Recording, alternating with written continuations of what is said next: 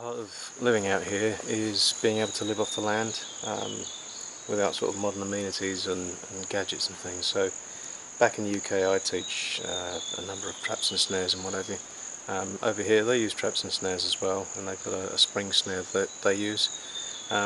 What I'm going to do though, I'm going to try out the platform spring snare that I showed people in the UK, just because I think where we are it's going to be slightly more efficient if there is something to walk that path or that trail.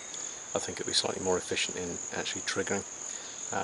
Their snare, or their spring snare, is entirely dependent on an animal walking through a noose and then pulling that noose to trigger the trap, whereas the one I teach, it's dependent on an animal simply putting its foot in a particular location and then that triggers it. I've gone out and I've found this stuff here which is known as bush rope, which is a vine, and the way this stuff works, it's the inner core that we want, and it can be incredibly strong, this stuff. The idea is we want to separate the outer pith from the inner core.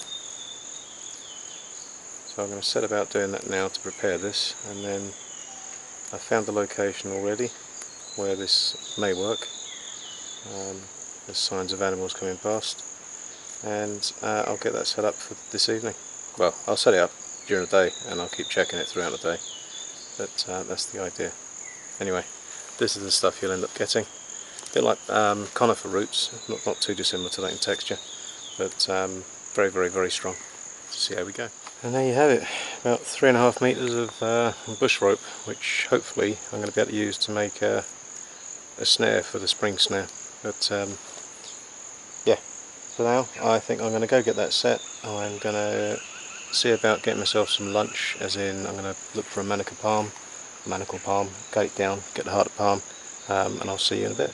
Trap set far enough away from camp so that I shouldn't really disturb them walking along there. It's an opportunistic place that I've put it, and it's not dead cert, but just curious as to see how it will go. So this is the trail that I created when I first came in.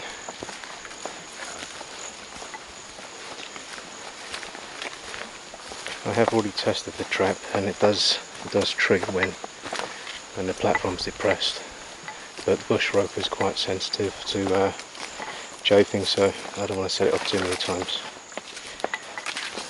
So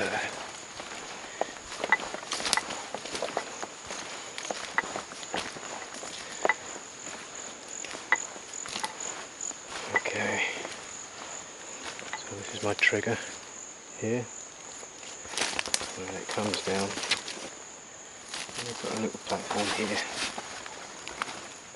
as you can see, with a snare. Now either something can come over the top or underneath that little log.